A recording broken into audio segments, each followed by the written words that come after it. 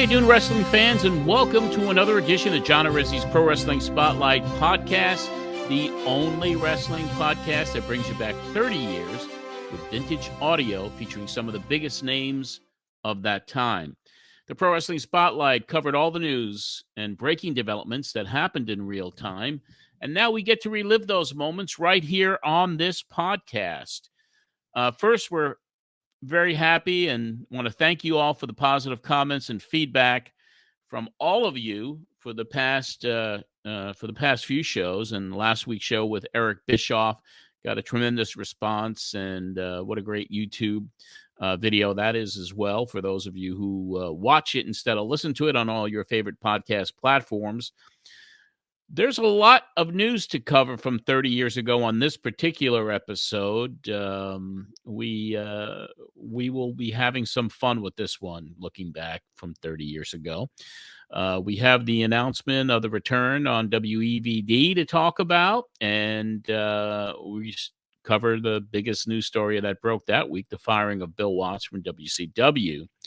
So we will cover that show with vintage clips from the original broadcast that ran on WNYG back on February the 13th, 1993. Before we get to all of that, I do want to make a couple of quick plugs here. Our Patreon account, thank you for those new members that have joined us. We seem to be picking up a little momentum there, which is really cool, and I want to thank everybody, and I want to thank our new members as well who joined up. Patreon account is so important because it helps with the production costs for this show. $5 a month gets you in the door, and that gives you early access to the podcast. It gives you all the original episodes that ran 30 plus years ago, if you count where we started in 1989. So you get 192 shows plus some old college shows as well for just $5 a month. There are other tiers that are increase what you get content-wise and exclusivity. So we have a lot of fun. And I also want to thank everybody from our Patreon community who joined us for our Zoom call this past week. We'll be doing another one next week as well. And also our eBay store is up and running and doing pretty well. I got a lot of very cool stuff up there. A lot of people are really digging what I'm putting up. This is all my personal collection. This is stuff from my archives. It's stuff that I have kept for many, many years, whether it's vintage wrestling photos or old rock and roll concert photos that I shot of people like Paul McCartney and Wings and Queen and Dan Fogelberg and Elton John and Billy Joel and so many others. I just have so much stuff here, and now I'm giving you the opportunity to own stuff from my personal collection. There's Met stuff up there too, and I tell you, it's really fun to do this, and people are appreciating the opportunity to purchase some of this great stuff on our eBay store. If you want to look for me on eBay, it's under the username Matt Memories. So go to ebay.com/USR/Matt Memories to see the items listed. And I sold several books on our eBay store, signed and numbered. So that is rocking. And that's where I do my auctions now. I used to have a Facebook page called The Marketplace, but now everything is shifted over to eBay. Well, before we get to the meat of the show, we have to send out our very best wishes to Jerry the King Lawler. We're taping this show on Freddie Blassie's birthday, February the 8th, but we got news yesterday that the King had another medical emergency. This time it was a stroke down in Florida. So it was everyone thought it was kind of touch and go yesterday, but it looks like Jerry is going to recover from this. A couple of posts that were on Twitter. The first one was from Jim Ross that came out last night on Twitter, and it reads, "I spoke very briefly with Jerry Lawler tonight. He's obviously weak, but I could understand his affected speech. Jerry's prognosis is positive, but he needs all our thoughts and prayers with the hashtag #LoveYouKing." And just a little while ago, as we taped this, the Jerry the King Lawler Twitter account put up an update. and it simply reads, "Update on Jerry. After suffering a massive stroke Monday, he's now recovering in a Fort Myers, Florida hospital. His speech is limited, but with rehabilitation will regain a full recovery," which is great news. He thanks everyone for the continued prayers and will be back in the near future. So our best wishes to Jerry the King Lawler, and we hope that he has a very speedy recovery and a very quick rehabilitation, because we'd love to see him back on TV real soon. And the King is certainly an icon in the wrestling business. And also, personally, several years ago, I worked for a record label in town here in Nashville called Black River Entertainment. I was their vice president of strategic marketing and artist management. The company was owned by the Pagula family, Terry Pagula, Kim Pagula out of Buffalo. They also own the Buffalo Bills and the Buffalo Sabres. And I got to know them really, really well. Wonderful people. Last July, there was a report that came out that Kim Pagula, the wife of Terry, had a medical emergency, and they kept it really under wraps. Jessie Pagula is the daughter of Kim and Terry, and she's rated the number 4 female tennis player in the world right now. And she revealed finally that her mom had a heart issue that they've kept under wraps, that she actually suffered cardiac arrest at her home in Boca Raton, Florida last summer, and has been in rehabilitation and care facilities ever since. And she's lost a lot of her cognitive abilities. And she was such a vibrant person. And I'm sending out my best wishes to the family. They're just a wonderful family. And I got to fly on their private plane. We had meetings in Washington, D.C. with Senator Scott Brown when we were courting an artist named Ayla Brown at the time. And so they're wonderful people. And it doesn't matter if you have $5 in your pocket or $15 billion in your pocket. When something like this happens, and it was kept under wraps for so many months, my thoughts and prayers are with the Pagula family and for Kim, who just is an incredible, vibrant woman. And she was the president of the Buffalo Bills, still is, but she's been out for quite a long time. And from what her daughter says, she really will never be the same again. And that's truly sad. Well, I mean, let's go back. Let's bring Marsh on. And we have a big show to cover today. And I tell you, it seems like every week, Marsh, between people who are passing away unexpectedly to news that you get, I mean, it's just so sad, and life is so precious, man. Yeah, I get more sentimental every single day, it seems, Yeah, you just wait till you get a little older. It's like years ago, it's like you hear about stuff and it was like you couldn't really relate to it, but the older you get, you relate to it, because Lanny Poffo was 67 or 68, and even Kim Pagula, who was still in her 50s. I mean, it's just, I don't talk about the Pagulas very much, but they're incredible. I mean, I left Black River. They had put their, Kim Pagula was adopted, and she was adopted, and her brother, who adopted her, the Kerr family adopted Kim, and he was in charge of the record label, and I had wonderful experiences with the family. But Gordon Kerr and I were close at one time, and then things fall apart sometimes. But I wish the entire family the best, and I know that Gordon and his family go up to Buffalo quite often to see Kim. And so anyway, it's just kind of like, it's that point of life where it's like every day it seems like something bad is happening. You lose somebody, someone gets sick, someone has a heart attack or stroke or whatever, and it's just it's scary. Yeah, we're getting hit the whole gamut in this past couple months too. I mean, even with Jay Briscoe was my age, and and then so. Yeah, absolutely. I totally appreciate the idea of giving a little bit of time up top to talk about it. So Yeah, and the stuff that we're covering right now too. I mean, when you look at the death of Andre the Giant from a few weeks ago, and now you look at even the show that we're going to be covering next week, which is, the suicide of Carrie Von Erich, and we're going to be covering that. And I did hear from. I had lunch the other day with a gentleman named J.R. Schulman, who ran Sirius XM's country channels here, and have been having regular lunches with him. He's not with Sirius XM anymore. He's doing consulting. He's doing some representation, and he's from the Dallas area, and he was a big wrestling fan. And lo and behold, he's been doing business with the Von Erichs, with Kevin, and with the twins. And so the other day we had lunch, and I said, listen, I'm doing this big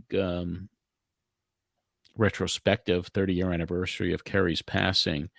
Would you reach out to Kevin to see if he'd be interested in doing the show? And sent him a couple of links from our past few episodes. And then I got the text yesterday that Kevin has agreed to come on the show. So it ain't real till it happens. But yeah. I'm going over logistics with his daughter right now. They're in Hawaii. And I reached out to somebody else who was instrumental back then. But if we can get Kevin on the show to pay tribute to his brother 30 years later, I think that'll be a very cool episode for everybody. It'd be really nice. It'd be really nice to hear the stories that he'd be wanting to share, Yeah. And you don't want to dwell on, what happened, but Carrie had such a big impact on everybody's life, and so did the Von Erich family. There's a film coming out called The Iron Claw that's from A24, which is a huge film company out in Hollywood. Yep. MJF has been cast as Lance Von Erich. So this movie is coming out, feature film, with major distribution by A24 in the first quarter of 2024. So it's going to be a lot of publicity around this film next year. So that'll be good for next week. But we're here to talk about show number 192, February 13th, 1993. The firing of Bill Watts was the big story in wrestling, and the other big story was a certain pro wrestling radio show was about to return to the New York City airwaves. And incidentally, for this episode, we are waiting on a guest to join us, kind of like in the old days of Pro Wrestling Spotlight. It's like you reached out and someone said they are going to come on and talk about it. Someone who was instrumental in what happened to Bill Watts. So this gentleman and I have gone back and forth today and yesterday. I sent him an email a few days ago, and he just got it today. He just read it today, and he says, yeah, I could come on for a while. And so hopefully he'll be joining us before too long, and then we'll put him right on like we did back in 30 years ago, Marsh. Yeah. Well, we got him on the line. I'm the old Bruce Jacobs for you this time. Yes, you are. Marsh Jacobs. Marsh Jacobs. Yeah. Yep. Yeah, because I mean, even in here, you talked about it in the opening. I didn't clip it, but you mentioned that he was with you since '89. That you guys worked together for a long time, and you were taking him with you back to EVD. Yeah. Bruce was somebody who we gave his start in the wrestling business, and he's out in your neck of the woods, actually. Well, how far are you from Phoenix? Hour and a half. Okay, because he's on the radio every day. Really? He's got his own talk show. Yeah. So Bruce was a salesman for PC Richards, which was an electronics store on Long Island that sold TVs and all of that stuff. And my sister met him. And, my sister, has a way of talking to everybody she meets. And he said that he really wanted to get in radio. And then she introduced Bruce to me in 1989 when Pro Wrestling Spotlight was just starting. And I gave him his first opportunity to come in and work with me on Pro Wrestling Spotlight, and became a dear friend. Left because he segued into being the sports director at WNYG and having his own talk show. And then Bruce comes back, and he spends this entire year with me. Can't take that call right now. So if you hear something ringing, I thought I had my phone on mute, but I guess my iPad is ringing. Oh. Anyway, yeah. So Bruce actually wound up going to Southeast Asia with me. on yeah, the IWS tour. So yeah, more about Bruce down the road, but he's a dear friend, and now he is out. Had a big career. He worked a little bit for ESPN radio, and I believe he also did a few stints on WFAN, and was in Chicago for a while, and now he's he's in Phoenix, living a good life and doing a talk show every day. I always like finding the random wrestling connections to basically everybody who is around, like Yeah. Sean Mooney does the local news here in my city. And every time we see him, we go like, there's our guy. There's our guy, right? He's one of us. There's so many of them, so many out there, So John Clark is another one in Philly, a big sportscaster there, and look where he started. And anyway, so we have a good one today, and we're going to talk about what happened during that historic week, if you look at it, in 1993. Yeah, there was a lot that happened, and almost none of this show has anything to do with in-ring wrestling. Very little. There's so much happening outside of the ring. You did make a comment about Bruce, though, that both of you guys came in on time today, which was the first time since September. That gave me a chuckle. You guys are both perpetually late. Yeah, sometimes you dreaded it, just because of NYG was NYG. But but we always made it. Did our deal. So good. So good. Did you want me to start with the libel capsule and we'll see what's going on? Absolutely. That's what started off every one of our shows back then. So why not? Let's hear what Donnie has to say on the news capsule from 30 years ago. Yeah, you got into it pretty quick. You did your opening and then straight to Donnie. So here we go.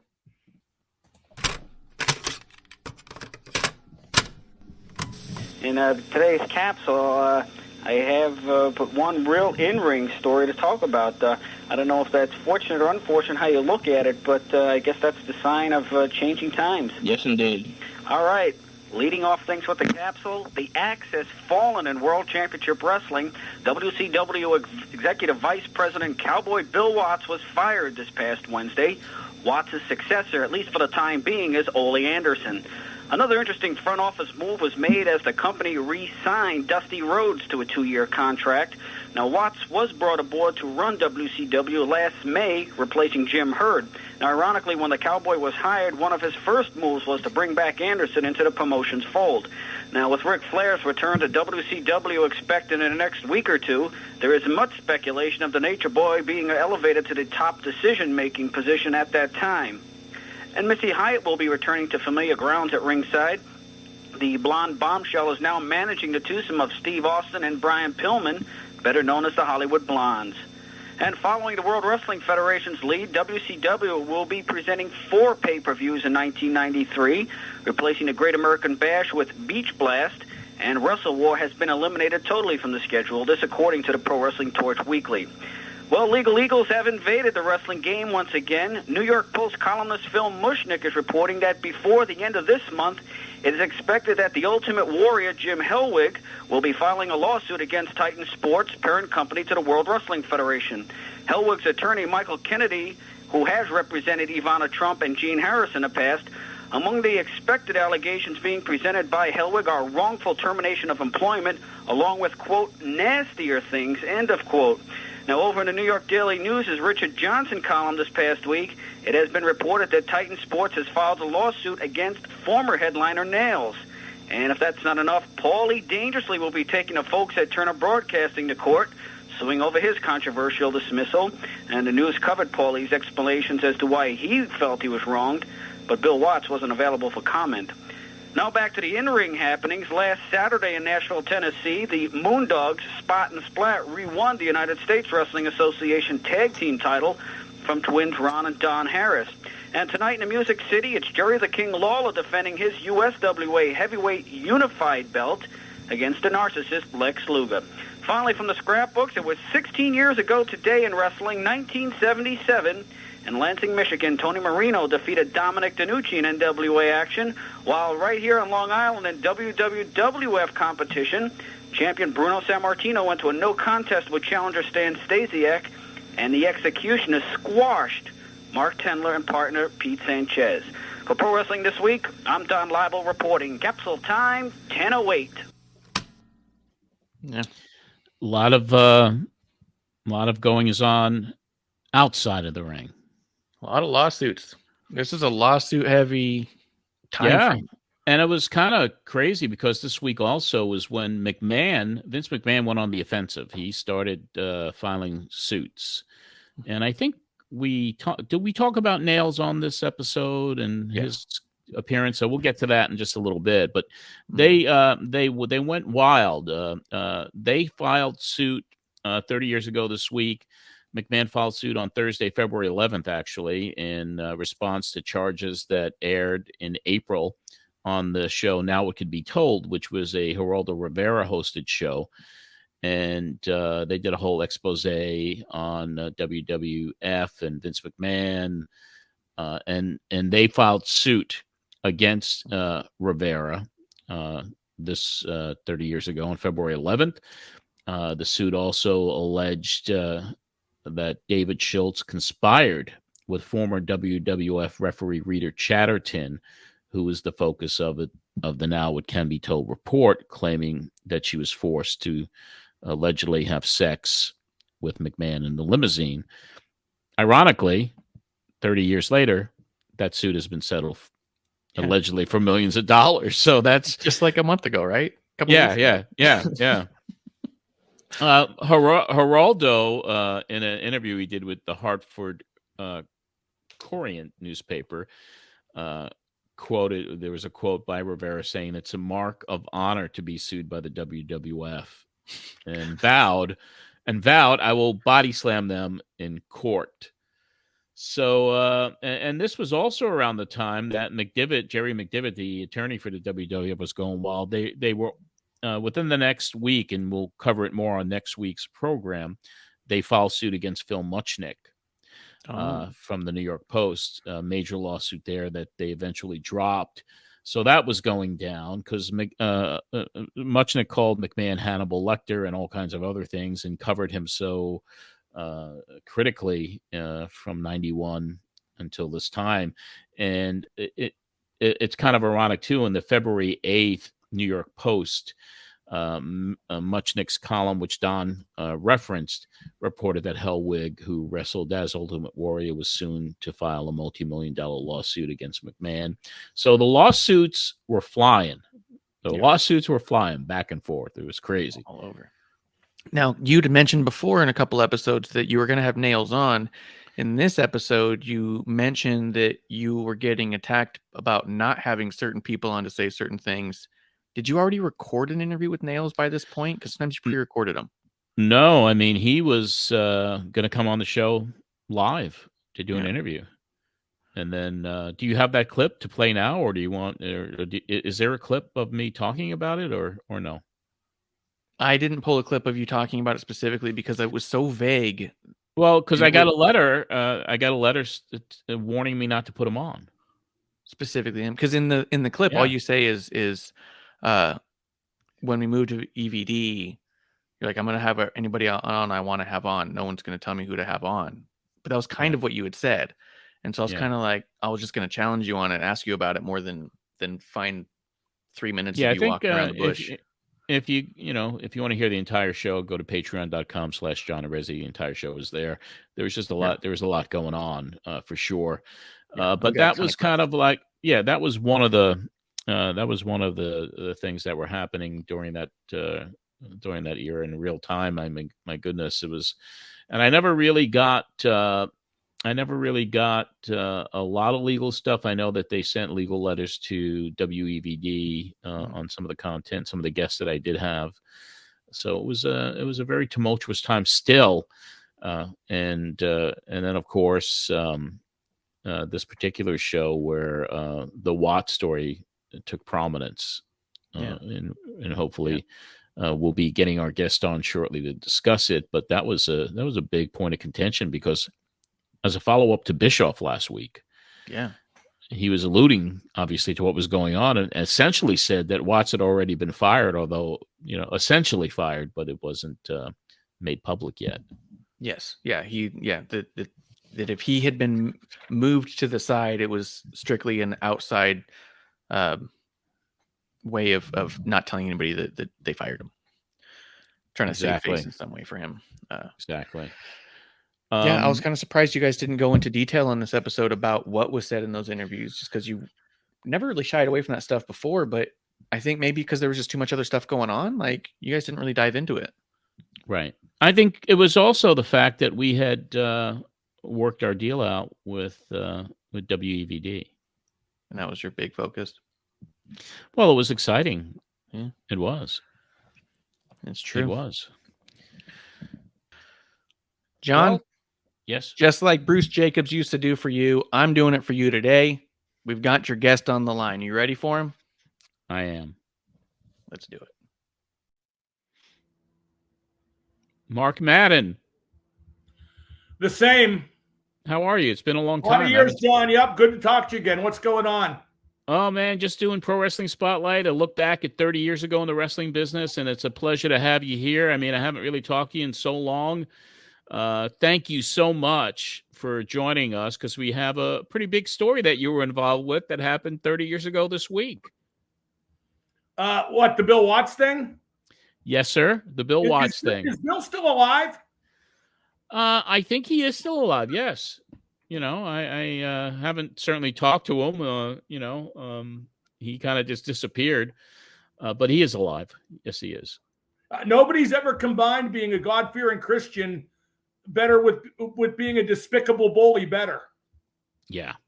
Yeah, I had Eric Bischoff on last week because it was the 30-year anniversary of he being appointed executive TV producer for WCW. And Watts said at the time we thought he just got bumped down a little bit. So I want to take you through the timeline because you were instrumental. I mean, Watts did that infamous interview with Wade Keller of the Pro Wrestling Torch in the summer annual of 1991 and said some incredibly horrible, racist, homophobic things, and then here you go. Not too long after that, you got involved, and I want to hear your side, your story about what happened, because you took this right to the top of TBS, including Hank Aaron. So let us know how this happened and how instrumental you might have been to getting Watts removed from that position. I don't know, John, how instrumental I was. Only the people who made the decisions at TBS could say that. Okay. I've been told since, and in fact got told in the immediate aftermath, that it wasn't going to be long before Bill got fired anyway, that I might have just expedited the process. But what happened was Bill, I had done a parody in Pro Wrestling Torch, like a storyline about Bill Watts and Dusty Rhodes being dueling bookers to each get their kids over more than the other. And, it was funny. It wasn't meant to inflame. It was meant to make people laugh. I worked with Dusty in WCW after that, and I always had a good relationship with Dusty, and I miss him dearly to this day. But yeah. Bill Watts doesn't have a sense of humor. So he got mad about it, and he went on, I guess it was the WCW hotline. Ironic, because I, ended up on the WCW hotline. Right. And Bill made some, remarks about me. Typical Bill Watts. If Madden was in the men's room, he'd be singing "Stranger in Paradise." Basically just the stuff that Bill Watts said. Bill Watts is a stone bigot. Okay. And you can, people have defended him, but look what he said. Look at Keller's interview. Keller didn't make that stuff up. He's a homophobe and he's a bigot. Okay, so when Watts came after me, I decided, well, I like to take bullies down a peg. So I got the interview he did with Keller. I copied it and I faxed it to Hank Aaron, among other people, and then called him asking for comment for a story I was writing, which I did right. Mm-hmm. Okay. And then what happened after that, John, the people there would have to say if it made their decision, expedited their decision, or whatever. But if I helped bring him down, I'm glad, because he deserved nothing better. Yeah. Yeah. And you spoke to, was it Terry McGurk, or who are the individuals that you eventually that's so long ago, John. I don't know. Yeah. Yeah. Did you ever speak to Aaron personally about this, or did Hank see it and then then I he never had an spoke office to a few doors Aaron. from Ted Turner? I never spoke to Aaron directly about it. I mean, it might have. I met him a few times, and it might have come up in passing, but no conversation of any note. No. Okay. And the torch. I mean, and we'll be after you're only with us for a short period of time here tonight, and we'll get into a little bit more about what he said in that interview in 1991 in that annual. That was just imagine if he said it. It's unbelievable. Go ahead. Yeah, please. I mean, he said if I own a restaurant and I don't want to sell fried chicken to blacks, I shouldn't have to. It's my restaurant. And he dropped the other F-bomb frequently, just like I said, just homophobia and bigotry run wild. And kind of ironic given that Wade Keller's gay, who Bill did the interview with. And part of me wonders what Wade was thinking and not responding to him. More. I mean, then again, you're just conducting the interview. But my God, I mean, if I would have been interviewing a guy who went off on a tangent like that, I don't know if I would have continued the interview. I mean, and people in wrestling, John, wrestling. People in wrestling tend to cover any sin the so-called legends have. They just paper over them because they want so badly to continue to lionize these guys. And I still get, well, not still, because I've really disconnected from wrestling almost totally over the past year or so. Yeah. I don't watch it all anymore. The only thing I watch is I keep up with the Bloodline storyline and with MJF just watching on YouTube or whatever. And that's it.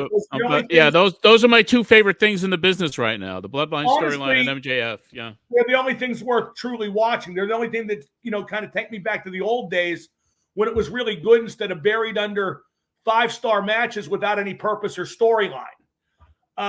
But yeah, we want so badly to idolize these people, and Bill Watts was never worthy of that. Never. And and I know he's like he's like some sort of born again. I mean, you tell me, John. I'm not familiar with him. I don't know too much about what the hell Watts is doing today at all. I don't think a lot of people do.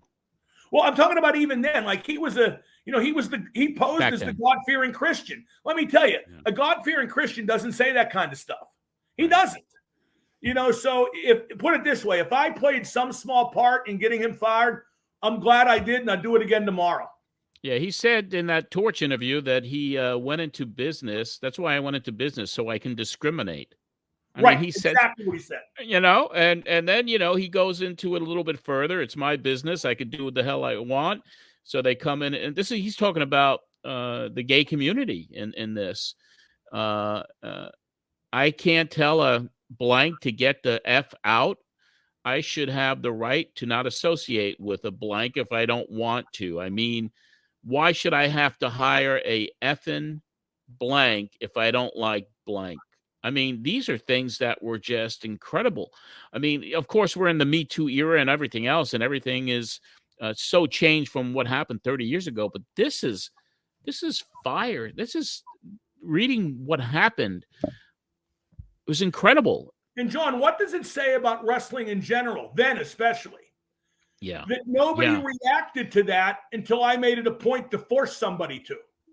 Right. That he just continued, la-di-da, spewing those views and operating as a key figure in pro wrestling. But then again, back then, pro wrestling wasn't nearly as mainstream. It wasn't the bastard. It was a bastard child back then, and nobody really cared. They were very content to look the other way. Yeah, and Turner, of course, loved wrestling. It was, the show that put his superstation on the map in a lot of ways. The wrestling and the Braves, and he always had an affinity for wrestling. But this was around the time where he was getting a little fed up, not just with the money that was being lost, but the direction. And then after this happens with Watts and this controversy, and he has Hank Aaron, who's a few doors down from him, saying, Ted, what do you think of this? And all of a sudden it's like, that's it. Well, like I said, I don't know if I was, directly responsible for it. You'd have to ask the people who ultimately made that decision. I always felt that people said that he was on his way out anyway. We're doing that to try to minimize my part in it. Not that I cared then or now what my part in it was. Right. Well, I mean, certainly was an instrumental story. It was a big story from 30 years ago, Mark, and I wanted to get your perspective on it. I had reached out to Wade as well, but I didn't hear back from Wade, and and I got your email today, and I was so happy that you did finally see it. So at least we can have a little bit of a conversation with you about what was going on kind of behind the scenes back then, and why this fax was sent, and how I'll freely admit, John, I sent it to try to, get him fired. I knew what the consequences would be, and he got nothing less than what he deserved. Yeah, it kind of changed the face of things, and you had a lot of courage to do that too at the time. Oh, I don't know if it took courage to fax something, but it was a very explosive. It was explosive. Well, and not a lot of people were doing it. Like you said, the wrestling business is such a close community, and everyone protects themselves and covers up for everyone. But you're like, all right, I'm doing this, and you did it. Well, ask Eric Bischoff why he brought me in under the tent years later. It was easier to deal with me there. I'm a sellout like anybody. It paid for my house. It did. You had some great years at WCW, man. You really did. You've done a lot of great things, Mark. I wasn't the best announcer, John. I was better than people give me credit for, and I'll be honest, I think I'm better than a lot of them that are on the air today. I just need a little more polish, and honestly, I needed a better product too. Yeah. What are you doing today, man, before we let you go? What's your life like today? And tell us a little bit about what you're doing. I'm a radio host at WXDX-FM in Pittsburgh, also known as 105.9 The X. Okay. I do sports talk from 3 till 6 weekdays. It's been the highest rated sports talk show in Pittsburgh for 27 years. Awesome. I'm 62, not sure how much longer I'm going to do it. I write a 4 times weekly sports column for the newspaper here, the Tribune Review. And, I do some other, really ancillary stuff, but those are my main endeavors. Haven't been involved in any way with wrestling for over a year now, and that's just fine by me. In a way, I don't want to say I regret the time I spent in it, but boy, I took fake fighting way too seriously, way too long. And it amazes me that so many people wallow in the history and culture of this when it's, just no offense to those who do, because, everybody's, has their own interests, and I would never criticize those, but it's weird. It's just such a self-contained society. And it just, I don't know. I got to be honest, it kind of creeps me out sometimes. It is the bubble, man. And I stay out of the bubble. I really do. I mean, I had a book that came out, but this show, my show is about memories, because how many people, did, a 6-year run on radio and kept every one of the radio shows. And now 30 years to the week, I review what I talked about 30 years ago and play the clips from those shows. And it's kind of fascinating. Yeah. It's funny, John, because I sometimes wonder if it was better then, or we just think it was better then because we were younger then. I suspect there's probably equal parts of both. Yeah, I would say. I'm not into today's product. I mean, not nearly like I don't, AEW, I'll fast forward it, see MJF or see whatever I, think would be interesting at the time. And Raw and SmackDown, the same thing. It's just kind of like my fingers on the remote, and I'm fast forwarding until I see Paul Heyman or Roman Reigns, or even Ronda Rousey, who I became a fan of because in the beginning she brought a lot of realism, and I thought she did an excellent job when she first got there. And so that's really about it. So I focus on what I did 30 years ago. And it's kind of really fascinating to me because now I'm bringing on these guests who can talk. There's not a lot of them that are still around. So many people are gone. But to bring a guy like you on, and last week Eric Bischoff, and 2 weeks ago, the woman who ran Andre the Giant's farm with her husband Frenchie out in North Carolina, and hear her stories, that was really cool. And upcoming, I mean, it was such a busy time in wrestling that it's really fun to hear a perspective from 30 years later from people who were actually there. Well, I'm glad you talked to Eric. I have a lot of respect for Eric. He's one of the few people from the old days I still keep even a minor semblance of contact with, and I have a great deal of respect for him. I've said many times, Eric Bischoff is the best boss I've had in any profession. I always knew where I stood with him. We'll make sure he knows that. Yeah, and he knows. I think that I've said it to him, but yeah, I like saying it out loud because he deserves credit. He, running WCW at the time was like dancing through a minefield, and he, with so many masters to serve, and he negotiated it and put out like a really good product for so many years. And I think had he been left to his devices, he could have done it again. But there was so much political nonsense that was going on back then too. You had Russo there, you had, the Hogan faction. It was just kind of, I could only imagine what it was back then. That's what I mean, John. I mean, he did a good job tiptoeing through all that. It was amazing how well he did. And I'm not anti-Russo at all either. I just think that by the time he got there, we were, well, I don't know. You see, I think we could have regrouped and kept going. I mean, I'd been fired by then. But I think the company could have regrouped and kept going had they just cut money and still had the backing of Turner to provide TV time. But, people always talk about the reasons the WCW went out of business. The main reason was that Jamie Kellner just decided he didn't want wrestling on TV anymore. And no matter what other bad happened or what people claim, that was the primary reason. Yeah. Once you lose that TV slot, why? What do you need it for? And then, of course, McMahon comes in and buys it for pennies on a dollar and gets that incredible library, Right. All right, Mark. Well, thank you so much, man. It's good to see you after so many years have gone by. I hope you're doing well. And doing well. If by some chance some topic comes up I can help out with, call again. But I'm working with John Gibbons now. I'm sure he's the name that's familiar with you. John was the former manager of the Toronto Blue Jays for 10 years and an icon of Canada. Yeah. Gibby's a fiery guy, and I got him a book deal. We have a book coming out April the 4th. He's doing a lot of press during that time. It's called Gibby, Tales of a Baseball Lifer. So John and I, we knew each other 40 years. John and I were roommates when I worked for the Mets in the minor leagues in 1981.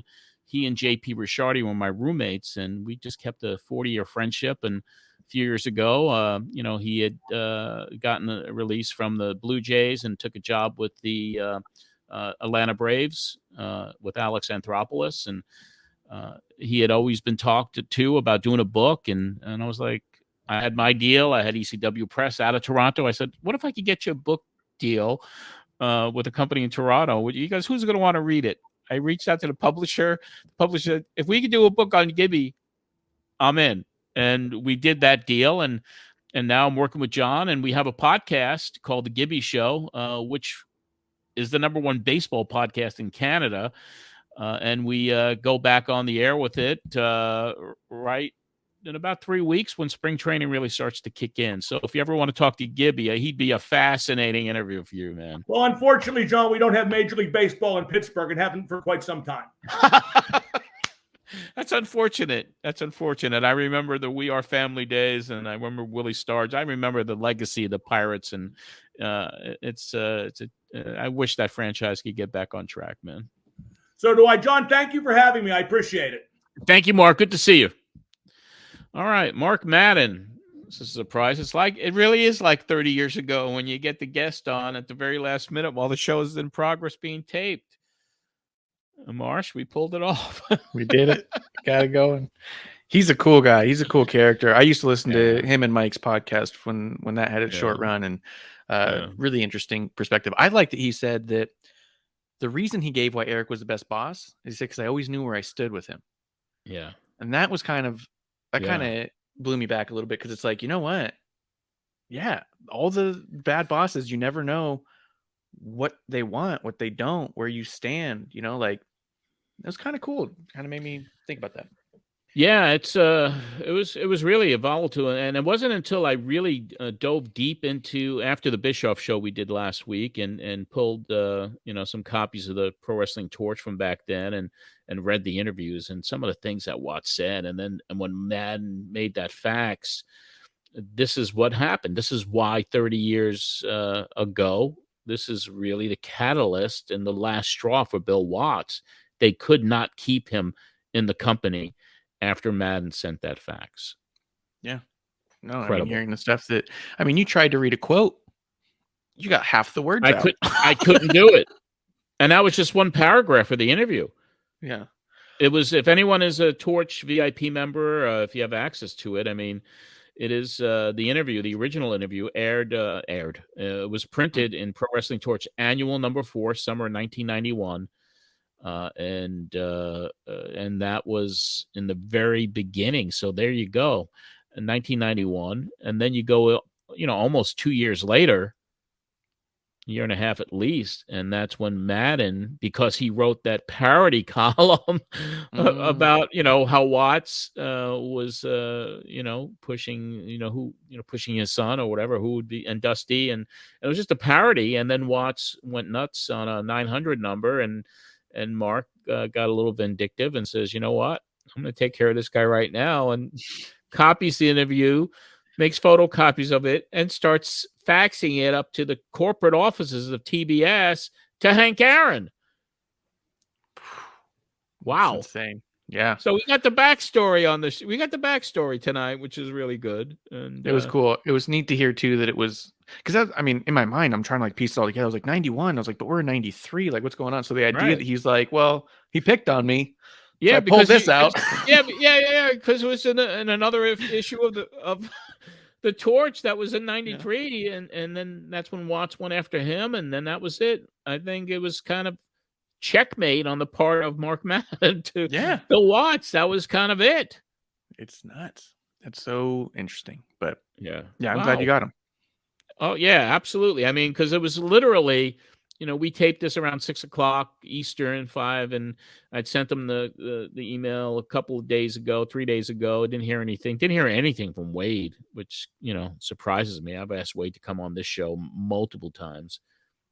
And after this, I figure 30 years later, such a big story, I didn't even get an email response back from him. So what do you do? And then, I said, well, Madden was probably more important, at least 30 years ago this week, than Wade even was.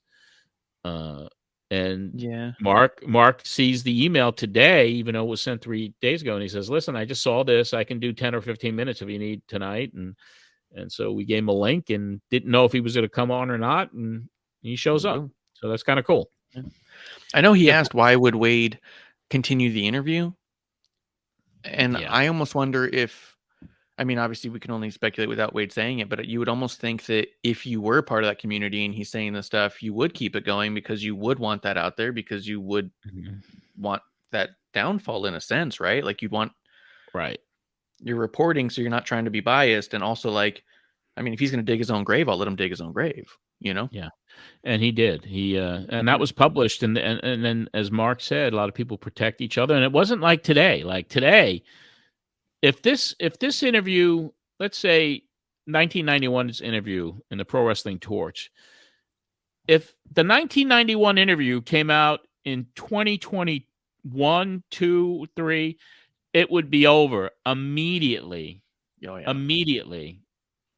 Canceled, done, finished. And what he said was so racist and so homophobic, and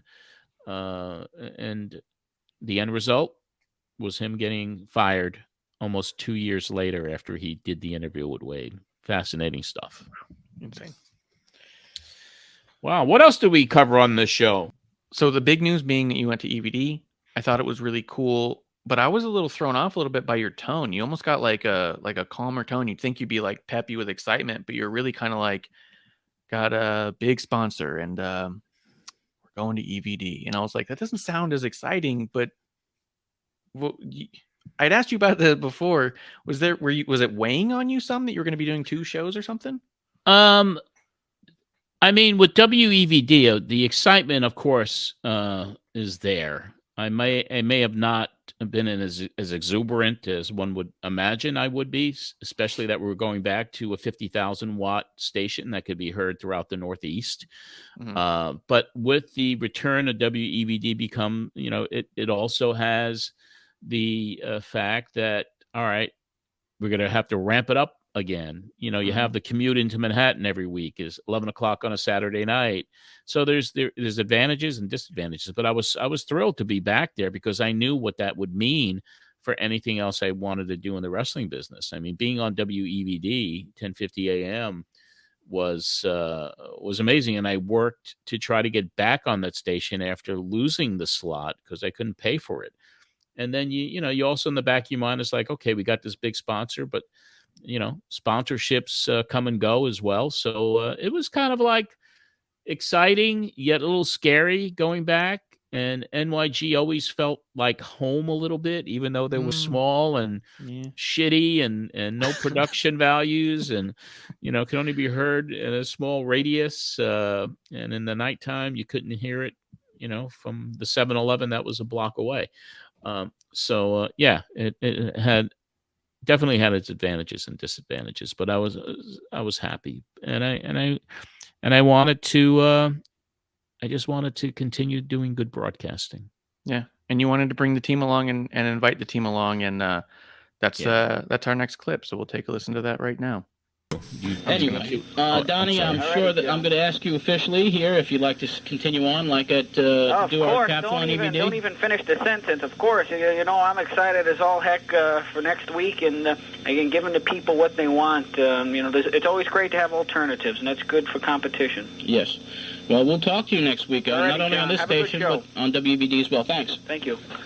Okay, Don Leibel, and I want to talk to everybody out there for a second. I know there's a lot of you out there that the underground pipeline, so to speak, spread the word about us going back on EVD, especially those folks who can't pick up this radio station. There are folks out there that are on CompuServe and on Prodigy Computer Services, and there is a huge network of wrestling fans that log on to these computer services every day for wrestling news. Spread the word. Put it on the computer services. Call your buddies up. Call your friends up. And spread the word that we're returning, and we'll be able to be reached in 8 states beginning next Saturday night at 11 p.m. on 1050 WEVD. Our producer, Bruce Jacobs, will be joining us there as well. And we will be bringing on a number of exciting guests. Now, we anticipate some big stories breaking in the next week or so. And next Saturday night, we're going to have a real special show to really kick it off. And I can't even talk about it yet, but we got some big things in mind for you. Look at that. Wholesome Donnie. Good Donnie. Yeah. Well, Donnie is, as I say all the time, one of a kind. Longest friendship that I've had.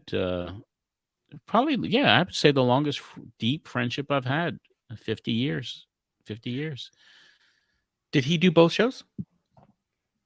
Yes.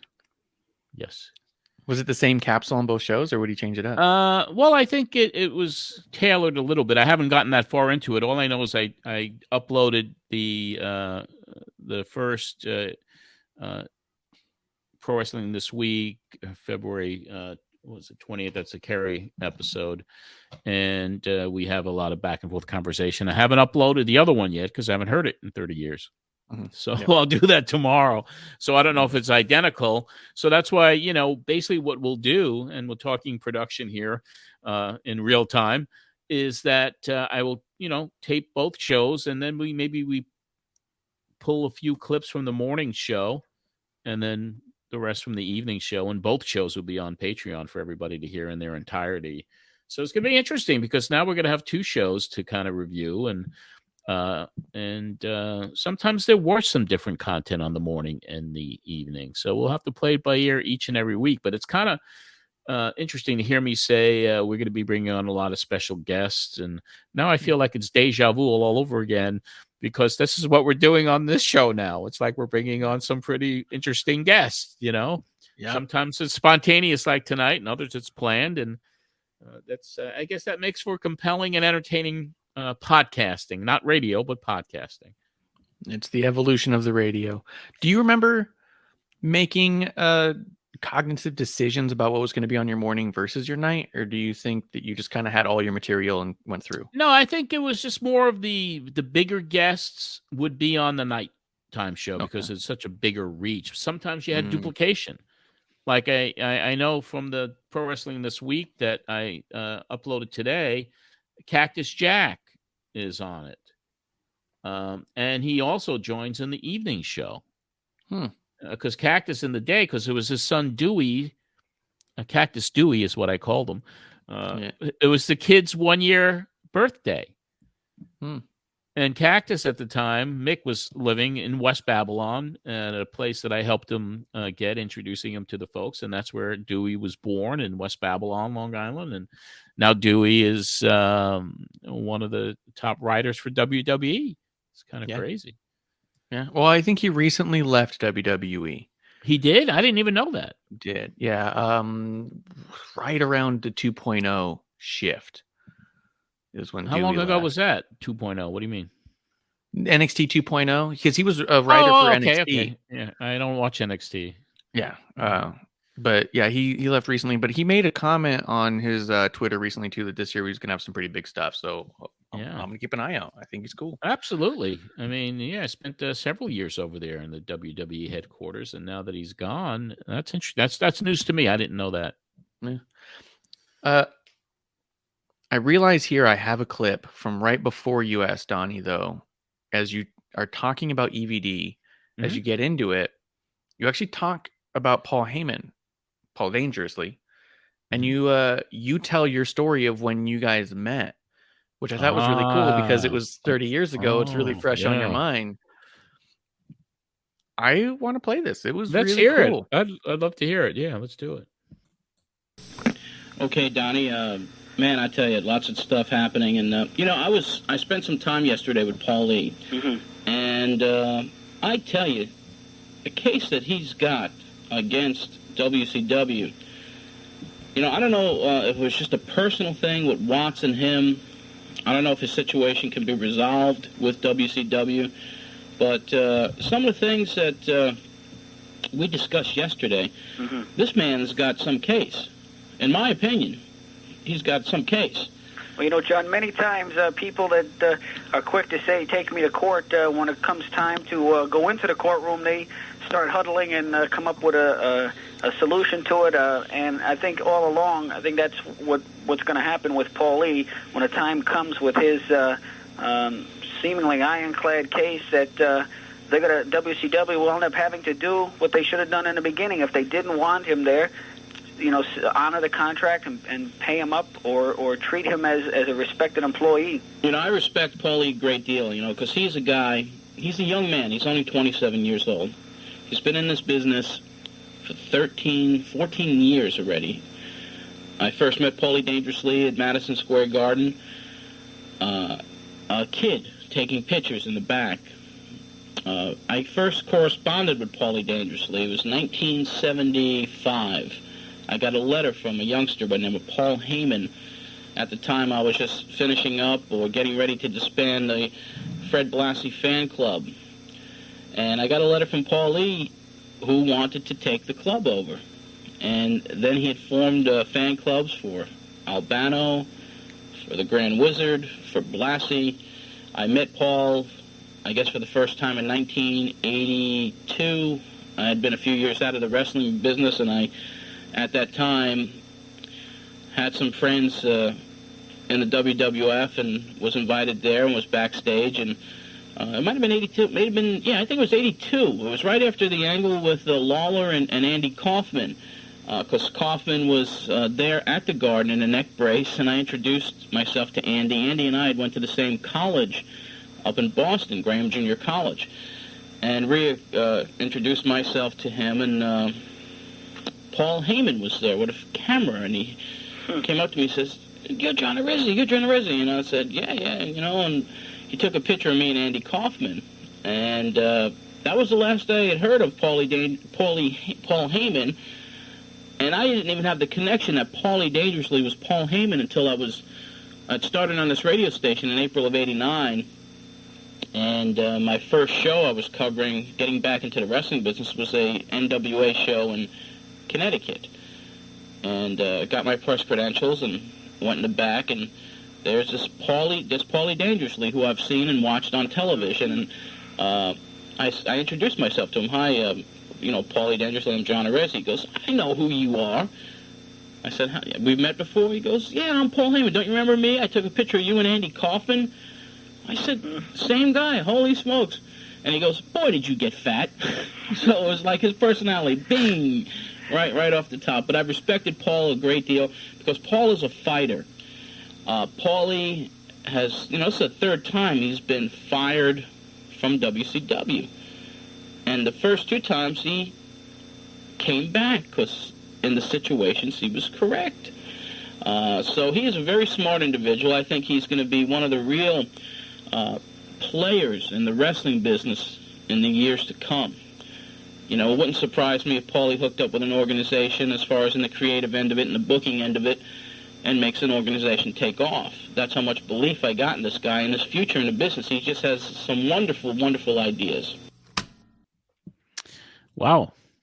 A little on the nose on that one, John.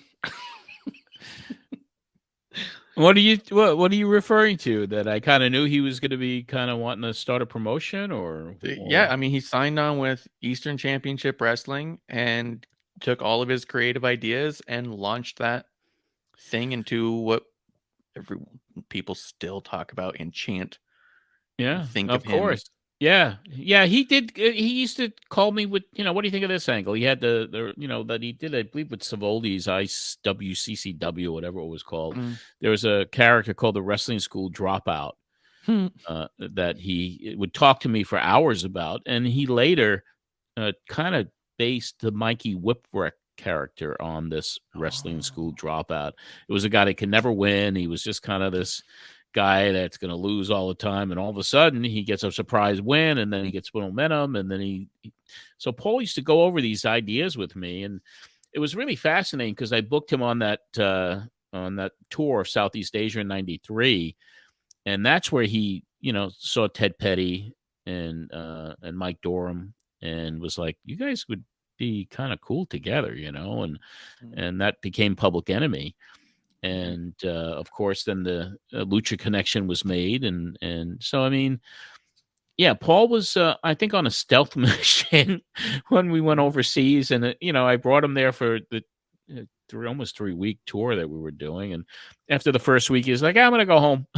Yeah, he did what he needed to do. He got people's numbers. Yeah, he did what he had to do, and it was kind of conflicting back then because Jake wanted to book. Jake wanted to be the booker of the tour, and I wasn't a booker. I wasn't a storyline guy, and Paul also was like, so it was kind of Jake and Paul E trying to put together this stuff, and it was really interesting to see the dynamic. And Jake Paul Roberts, yeah, that's cool. Yeah. So it was kind of those two, but it was like, I want to do this, but Paul wants to do that. I'm like, listen, whatever you do, just work it out. I got enough going on here right now on this tour. I got the Warlord like every 10 minutes. When are we gonna eat? When am I going to the gym? And you got Jake, and you got a crew of individuals: Medusa, Greg Valentine, DDP, and Conan, Bob Orton, Pat Tanaka. No, Sabu did not go on the tour. He was on that. I wanted to get him, and I wanted Terry Funk, and I wanted Mick Foley. But the three, and Terry, was good right up until a few weeks before. And that's also, where my headliner was supposed to be Ultimate Warrior against Jake. And that's when I had the big blow up with Warrior about him holding me up for money. But yeah, those are stories that we'll talk about down the road. But it was a fascinating year, man. '93 was pretty interesting. And this was cool too, because nowadays we know Paulie Dangerously, we know Paul Heyman, like we equate the two together so closely. But 30 years ago, no one was going between Paul Heyman and Paul Dangerously the way you just did in that clip. No. You said Heyman like 4 times, and I was all like, damn. Like, yeah, really inside. Yeah. For the time. Yeah. And now no one even, if you mention Paulie Dangerously to anybody who watches WWE, they're going to say, who is Paulie Dangerously? Most fans won't know who he is. They won't, or they'll say, oh, Paul Heyman. Like they will go back to the Paul Heyman, because this was months before he launches ECW and then creates the Paul Heyman on screen. Yeah. So I don't know. I thought that was cool. It's a really interesting look back at history. It really is. And to hear all of this evolve, and we have so much more to go on this incredible journey of Pro Wrestling Spotlight. Yeah. I love that you shouted out CompuServe earlier too. Oh man. Talk about Prodigy, dating. CompuServe, AOL back then. The AOL was the big thing. Yeah. Yeah. And the way you kept referring to it as computer services. There's a lot of computer services. Anyone who needs, who's got access through computer services. I was like, I had no clue, man. That's great. No clue. Just like today, was a chat. What's that new thing that chat IGT or whatever, that new artificial intelligence program that's going to take over the world? Chat IGT or something. Oh no, I'm gonna have to look into this. But my problem is I'm going to research it and I'm going to think it's looking back at me. Yeah. So basically, but it's like Google Google on steroids. So let's say if I because I just have been hearing about it everywhere because it's writing term papers for kids. Oh yeah. That's the and I just put my name in it and it said John Arezzi is a prominent radio show host, and he did this whole kind of history on me, and he passed away in 1991 or something. So unless I'm a ghost, who the fuck knows? Well, in 91, did you drop Arezzi and go back to Alexander? Maybe that's what No. It could have been 97 because it freaked me out when I read it. Yeah. I just spit my name in and it came up with all this stuff and so yeah, from back then as CompuServe, and now we're in a whole new realm of things. It's like I heard something on Howard Stern yesterday, and it was like someone fed information about Seinfeld and asked this chat thing to do a script of Seinfeld, the Seinfeld show. And it spit out a whole show. Like we're in a crazy place, technology wise. I'm happy to go back 30 years and relive times that were much more simpler. Man, I am freaking out over technology today. So let's go back in time a little bit when things were a little simpler and you were just reading news on the air. What I liked about this segment, because you kind of say, hey, all that news that Donnie was talking about is coming from these sources. And this is when you really kind of start aggregating in this clip the way that the newsletters do now. Like they're constantly being like, this article said this article said that. And here you are kind of reading through it. And it felt to me like the groundwork for what would become wrestling newsletters. You know what I mean? Yeah. Of today. And in this one too, remarkably, you have two different callers who have wrestling newsletters you let them put over on there too. And I thought that was really cool. The amount of newsletters. I always let people plug their stuff. Always. To this day, I do. I mean, it's like, you pay it forward, you give them a plug. If they get a couple of subscribers, wonderful, Yeah, exactly. And they'll never forget it. Right. So let's take a listen to your aggregated info. Lots of mainstream publicity on pro wrestling this week. We're going to start it off by reading some of the articles, if you hadn't had an opportunity to read them already, or if you hadn't had a chance to see them in the paper. Monday's New York Post, columnist Phil Muchnick, who has, of course, been following pro wrestling very, very closely over the last couple of years, what's been going on outside of the ring, had this in the Post. I'm going to read it just verbatim. Jim Hellwig, recent-day WWF superstar who performed as the 6'3", 300-pound Ultimate Warrior, is about to file a multi-million-dollar lawsuit versus Vince McMahon and the scandal-soaked WWF. According to sources of the up-close and personal kind, Hellwig, we're told, will claim breach of contract and other nastier things with the help of Manhattan lawyer Michael Kennedy. Kennedy's client list includes Ivana Trump and Gene Harris. Both Hellwig, who lives in Arizona, and Kennedy declined comment. The suit is expected to be filed before the end of the month. Meanwhile, a federal probe into the WWF apparently has intensified. At least one New York-based investigator was in the Deep South last week to interview ex-WWF headliners. Feds don't spend airfare on witch hunts. Word is that the initial focus of the probe, the WWF's systematic involvement with steroids, has grown to include tax evasion, violation of child labor laws, pedophilia, the exchange of sex for employment, and illegal use and distribution beyond steroids. That was Phil Muchnick's column in the Post on Monday, February 8th. Then in the New York Daily News, this came out on Wednesday. Richard Johnson, who is a gossip columnist for the Daily News, had this in the paper, and this is also verbatim. People are always eager to believe the worst about professional wrestling, that all the wrestlers are on steroids and being abused by domineering homosexuals who control the sport. But Vince McMahon, the head of the World Wrestling Federation, is finally ready to fight back. He plans to sue some of the griping grapplers and the media figures who publish their sordid tales. On the top of McMahon's list is Nails, 6'7", 300-pound wrestler whose real name is Kevin Kelly. Nails reported to police in Green Bay, Wisconsin in December that McMahon, who was 7 inches shorter and 100 pounds lighter, sexually assaulted him in a locker room. Wrestling manager Jimmy Hart and a referee were both in the locker room and said it was Nails who attacked McMahon. They said the argument was over money and that Nails threw McMahon across the room. Most of the news media gave no credence to Nails' tale. The Green Bay district attorney declined to prosecute. What we're dealing with is a professional shakedown artist, a friend of McMahon said. We're going on the offensive. Unlike the action in the ring, this fight is for real. So that was in the Daily News. Then, this past Friday in the Daily News, TV sports columnist Bob Raceman covered the Paulie Dangerously situation, and this is what his piece read. Living Dangerously, Ted Turner's World Championship Wrestling suits will be served with court papers next week by lawyers for Paul Heyman, a.k.a. Paulie Dangerously. Dangerously, a Scarsdale native and one of the more entertaining managers in wrestling, is charging WCW with wrongful termination, professional disparagement, and ethnic discrimination. The action stems from what Dangerously called a vendetta against him conducted by recently axed WCW boss Bill Watts. WCW fired Dangerously, alleging he had falsified hotel expense reports. Dangerously claims Watts didn't want to honor his contract, a 2-year deal worth in excess of $200,000 per, and went after him when he refused to negotiate down. I was shafted for the simple fact Bill Watts wanted to cut costs, Dangerously said.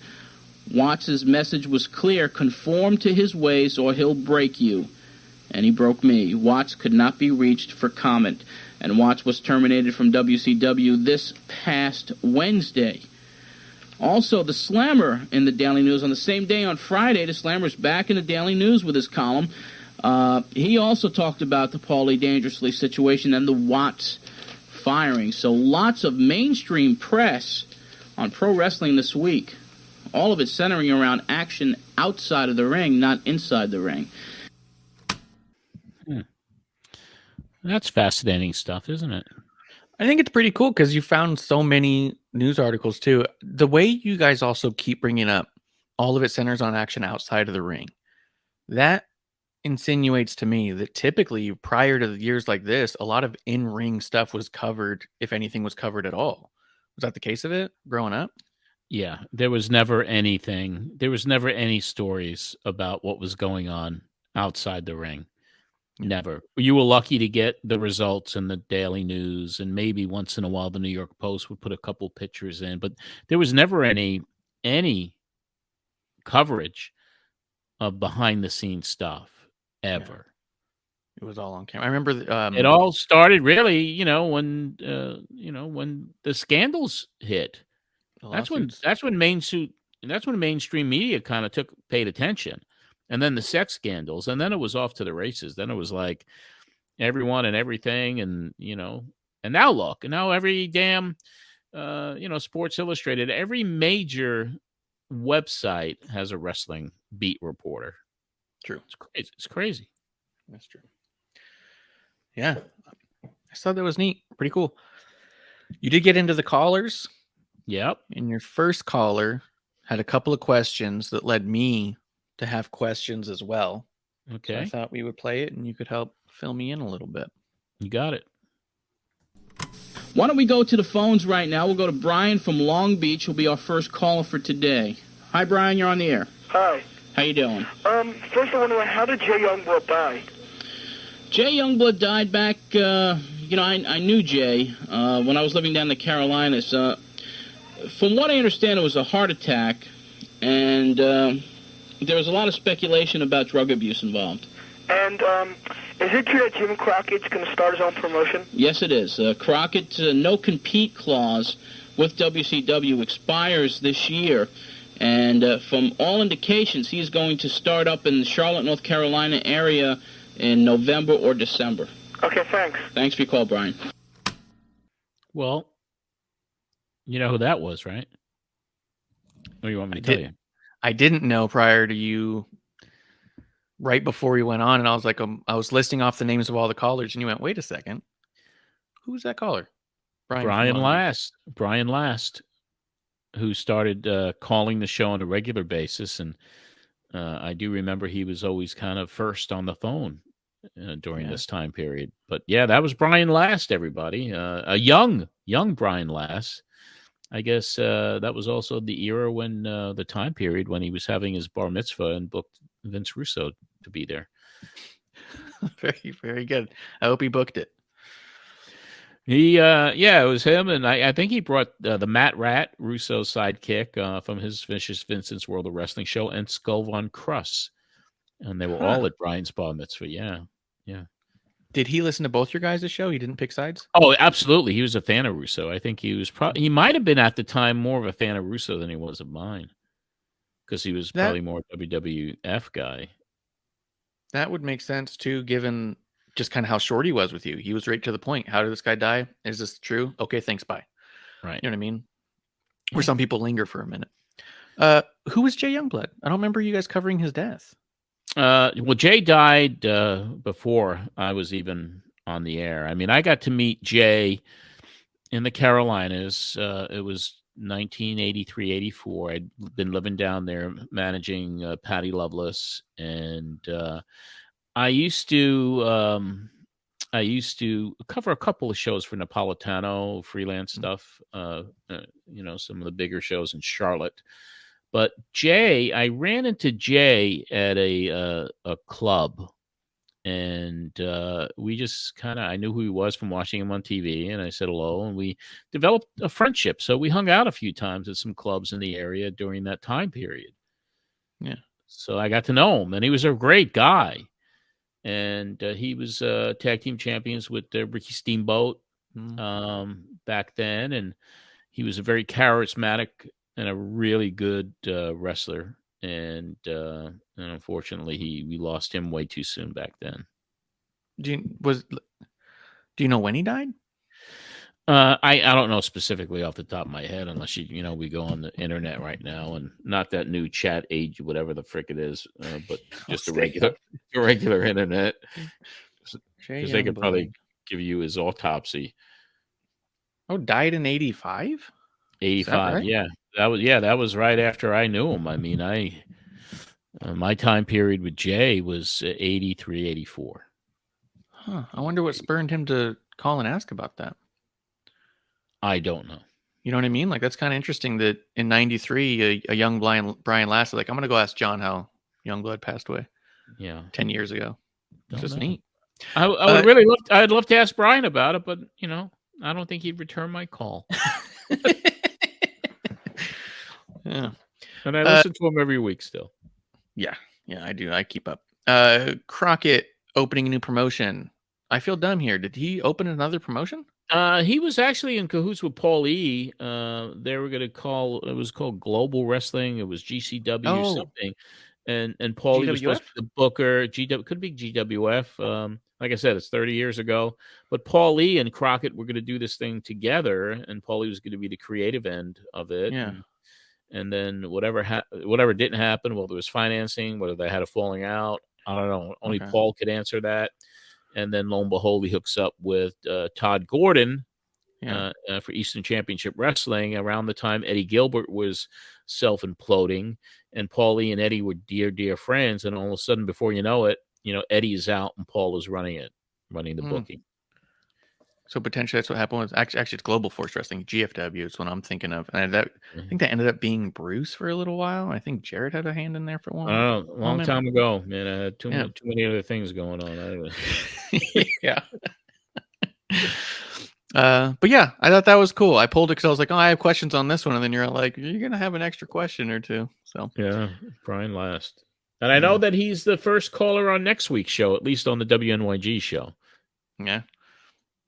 I wonder, I guess we'll find out as we go. I wonder if he called in on both shows, depending on if you would just pick a day or night. We'll find out. Yeah. More to come. More to come. Caller, we got Bob from Point Pleasant, which I thought was an interesting thing because you make mention right after the call. You have a little fun with a breakup, which was notable because you had the couple on your show not that long ago. Okay. So are you playing that? Point Pleasant, Bob, you're next. How you doing, John? Good. Congratulations on your new station. Well, thank you very much. How do you think Ric Flair will be running things at WCW? Well, when Flair was the booker there in 89, 90, that area, the shows were pretty exciting. I think Ric Flair is a very smart businessman, and I think he has some great ideas, and if he is actually able to run that company, and I think that's got to be one of the reasons before he accepted his deal to participate in the booking, I think you're going to see some exciting wrestling action.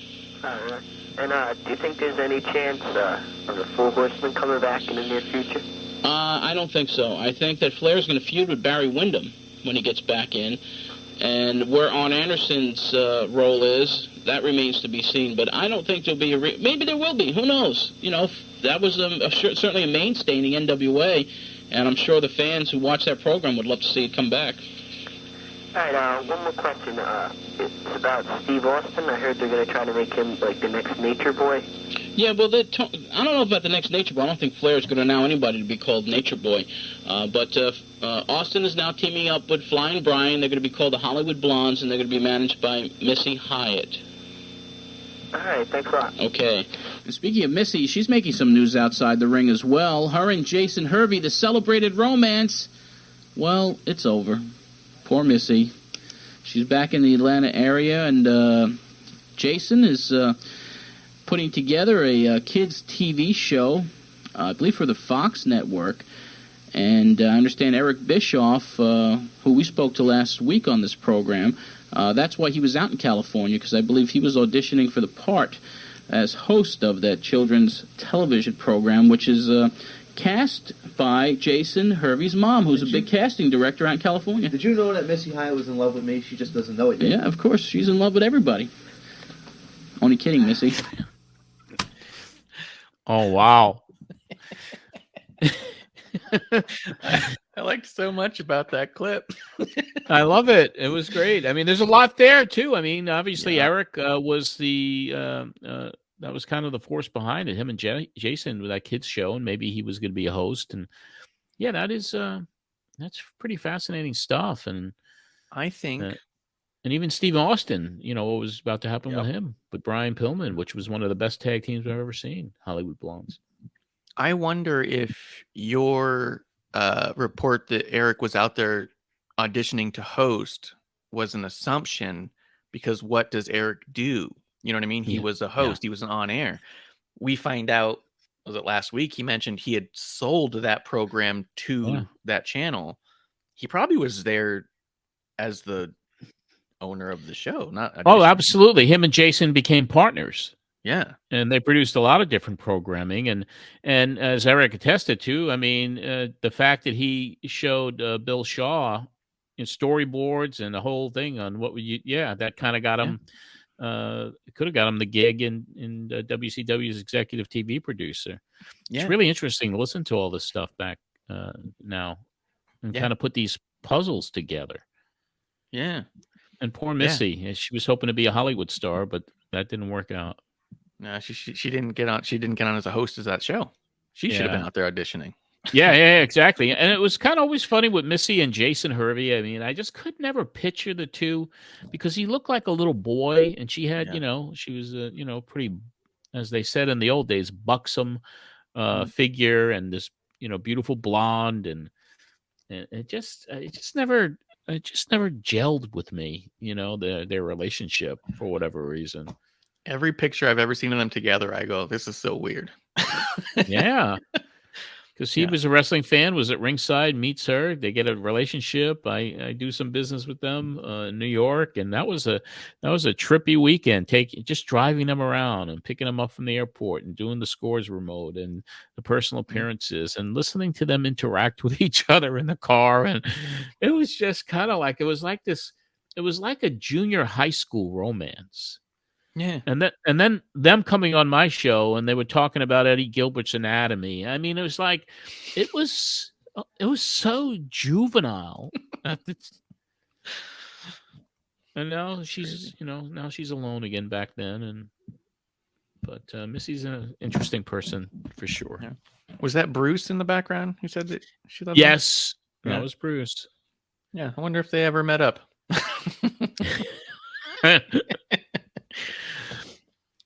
But yeah, I thought that was great. That clip on the end, I was like, you know what? We have a little more insight on a Bischoff now. I know what he was doing out there, and it was not that, which is kind of cool. Exactly. It's kind of neat finding out 30 years later how much Eric played close to his chest. Yeah, very true. You know, he was good at what he did. It still is.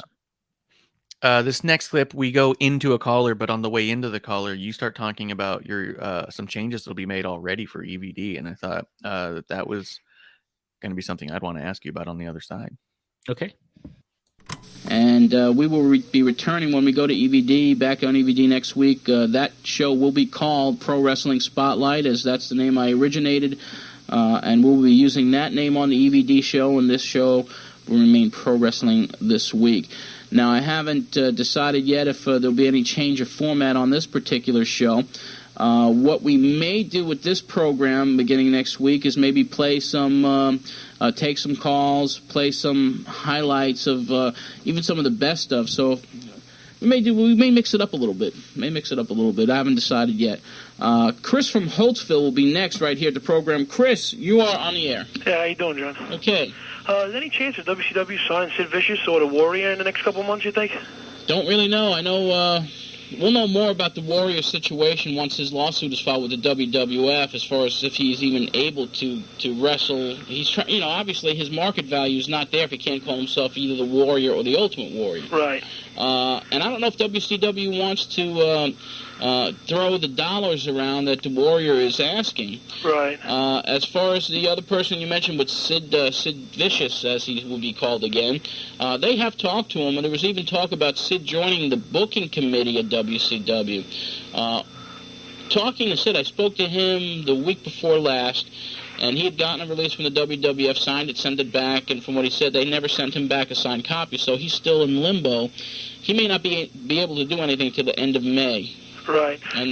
Because with, getting Davey Boy Smith and Ric Flair back, if they got either of those guys, I think, that they'd be headed in the right direction again. Yeah, and they have set another tentative date here in New York City for the Paramount, April 23rd. Oh, really? Yes. Oh, I didn't know that. Yeah. Well, that's great. Yeah, so a lot of things happening in WCW, and hopefully they can make a splash in this market. All right, John. Thanks for your call, Chris. Take care. I love how the New York callers sound. Yeah, they're so good. Yeah, no Joey, but yeah. They all have that same like rough, raspy voices, and they're probably John, 12. What do you do? What do you know about this? Do you know something about this you can tell me about? It's funny. When I lived in New York, that was always my favorite thing, running into little kids who would have that thick New York accent. I was like, look at this little tough guy. Yeah, that's true. Sid as possible booking committee? I don't know if I've ever heard that he's had the mind. Historically, no one's ever said, you know what, he doesn't get credit for, Hey, the only thing I could think of is like they wanted him back so badly that they maybe threw him a carrot. Yeah. But that whole booking committee situation was still tumultuous, and even Flair going back there, and the fact that Ole Anderson, at first he had a non-compete, so he couldn't go right back on TV anyway. And Ole, who was given more power with Dusty, there was always Ole never liked Flair. I mean, just said that he does the same thing. He wants to have a 60-minute match every night, and he does the same thing. So Flair was walking back into a situation where it was tumultuous, to say the least, him going back there, which was unbeknownst to all of us until this stuff came out later on, years later. I just also love that one of my favorite through storylines of the Pro Wrestling Spotlight as a radio show is you can guarantee someone is going to call and ask about Sid or the Warrior or both. They were huge. Or years ago, the Black Scorpion. Oh yeah, did you hear about that a lot on there too? Oh yeah. There was always something they were zoning in on, and Who's in the Egg was another one, the big topic. How close did you get on the egg before it happened? How close did I get as far as figuring it out? Never knew until they opened it up. It was fucking. It was the gobbledygooker, man. So I liked it in this one too, because I always think about storytelling, and it seems like this one had a bit of a story that was a through line, which was all this Warrior stuff. You cover 3 or 4 times about this lawsuit. This caller calls in, where's Sid? Is WCW going to bring in Warrior? And then after that, you get this next caller, and I just loved the way that you handled it, because it was just like... I was getting frustrated. Yep. We'll go to North Babylon and talk to Glenn. Glenn, you are next. Glenn, are you there? Yeah, I'm right here. Okay, what can we do for you? Hi, I'd like to know about the Ultimate Warrior and where he is and what he's doing. Well, he lives in Arizona right now. He appeared at the Wrestling Legends Convention a few weeks back. He has wrestled one independent show, to our knowledge, up in Massachusetts. And, he's getting ready to file his major lawsuit with Vince McMahon sometime this month. He's not going to go back to the WWF? Well, at least not to my knowledge. I don't think once he files his lawsuit, they'll be on very good speaking terms. What was the lawsuit about? Like, what happened? Well, he's got a lawyer that would be filing suit. I know one of the charges is wrongful termination of employment. That was reported in the New York Post this past Monday. But there'll be other things disclosed in this particular lawsuit, which I guess we'll have to wait till it's filed. Oh, all right. Okay, thanks for your call, Glenn. Thanks. Yeah. So he's not going back to WWF then? I don't think so, Glenn. I love the not to my knowledge. He's filing a lawsuit. I think probably not, but never say never. Safe bet. Yeah, I just got such a kick out of it. Something else on the other side. Mickey B. You, at a certain point, have time to kill because you've ran all your ads. And I think even on the intro, I think I kept it in here where you go, what am I supposed to do? Just talk? And so you bring Mickey B on, and he's on for a couple of minutes, and he gets to tell his story of introducing Cindy and Captain Lou, which is cool because we've at this point only heard you recount what you've heard. This is him telling his version of it, and I thought that was really cool. Yeah, I'd love to hear it. About another 15 minutes to go. We have no more breaks, I would guess, right? No more? So I just keep talking, I guess? That's what we should do? 661-1440 is the number to call. And, of course, 11 o'clock today, the Prince of Rock and Roll will be joining us. And, Mickey, why don't you come on and say who was on? You were a real prince. You are the Prince of Rock and Roll. And, Mickey, as some of you may know by listening to this program over the last several months since we returned to the airwaves here, Mickey is actually the guy who hooked up Cyndi Lauper and Captain Lou Albano on a plane in Puerto Rico. I think they heard that one show, John. Maybe your listeners, It was a funny story because I was on a plane coming back from Puerto Rico about 10 years ago. My wife was I was facing the back of the plane. My wife was facing the front. And in walks this gentleman with rubber bands in his beard and hanging from his ears and all cuts on his head, and he's bleeding. And my wife says, whatever you do, don't start up with this guy, Mickey. And I turned around and I said, Captain Lou, how you doing, baby? And we sat down, we started to talk, And with this, about 15 minutes later, a group came on. 4 guys and a nice blonde lady. And I walked over. They looked like a singing group, but of course I was singing at that time with Paul Simon. We did 7 records together as Tico and the Triumphs. And I went over to the girl and I said to her, what is you look like a vocal group. She said, we're called the Blue Angels. I said, what is your name? She said, my name is Cyndi Lauper. But of course, nobody knew who Cyndi Lauper was at the time. Right. So I said, Cyndi, come over. I want you to meet one of the greatest wrestlers of all time, Mr. Captain Lou Albano. And we were sitting there, we were talking. And before you know it, maybe a year later, all of a sudden she's managing him in this thing that they set up called WrestleMania, pretty big stuff. Which actually started. And then, of course, the Girls Want to Have Fun video. And, of course, the captain was down here the other day. We were going back with some fond memories. I think he's a fabulous wrestler. And he's still got many good years left in the wrestling business. Absolutely. Humanitarian. Yes. I mean, this man is out there helping people. That's a major thing. John. Involved with multiple sclerosis. Multiple sclerosis and a wide variety of other charities as well. So we thank the captain. Of course, all your wrestling fans, I mean, have to realize that there are a lot of guys out there that are wrestling today that do a lot for kids and a lot for charities. And a lot of people don't even realize they do, you know. So we give a big applaud to the wrestling and also to you, John, with this and the Starlight Wrestling. Absolutely the greatest wrestling show on the air today. Thank you very much. And I was with some folks yesterday with Paulie Dangerously and also with Stephen DeAngelis, one of our Booster Club members, with the Starlight Foundation. Of course, the Starlight Foundation grants wishes to kids with cancer and such, and a lot of wrestlers get involved in that. They don't get the publicity that you would see in the mainstream because they do it out of the goodness of their hearts most times. Absolutely. Well, John, we welcome you back, of course, over here. And, of course, you got this next wrestling show going on another radio station. I believe, when is that, on Sunday nights? Saturday nights, 11 p.m. on WEVD.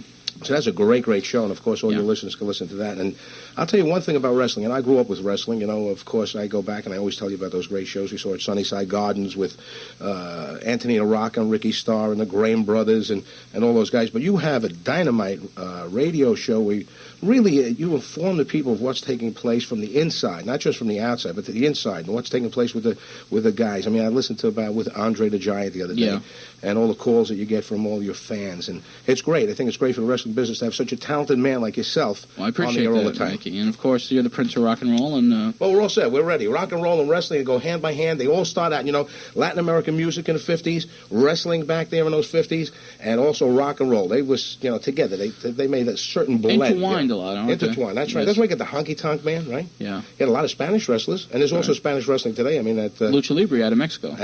So there's a big combination of a lot of things that happen. So it's great. I'm glad that you're on and back with Wrestling Spotlight. Man, I love it. I listen to the show every week. Thank you, Mickey. You're a true prince of a man. Thank you. And we'll be speaking to you soon. Don't forget to tune into Mickey B. There's our program director. Mr. Jim Pierce is joining us here today as well. And Jim, how you doing? I can't find a door. How you get out? I can walk around for 2 days. I don't know where the door is. Petey, where's the door? Right ahead. Thanks. I guess we should go to the phones here. 661-1440. Take care, Jim. It's good seeing you again. Take care. Holy smokes. Jimmy Pierce. Yeah. Jimmy Pierce, who unfortunately we just lost about a year ago. And last time I saw Jimmy Pierce, who was a character, my first recollection of Jimmy was in 1982 when I went to NYG for the first time as a sales guy and the sports director. And I got my sister a job there in March of 82. And it was her first day at work. And WNYG had a bathroom with a shower in it. And Jimmy used to spend so much time at the station that he'd sleep there a lot. And my sister, her first day at work, she's a receptionist to begin her career there. And she hears noise and, all of a sudden a guy comes out of the bathroom just wearing a towel. And it was Jimmy Pierce. Jimmy was the historian for WNYG. And just a few years ago, and he had the keys. He was kind of the caretaker there to the building that was vacant. And I asked him to take me on a tour of the studios. And it's on video. I have the video somewhere. I should really try to find that and post that because I got a tour of the old facility of WNYG. Wow. And maybe I'll put that up for patrons this week. That'd be cool to find.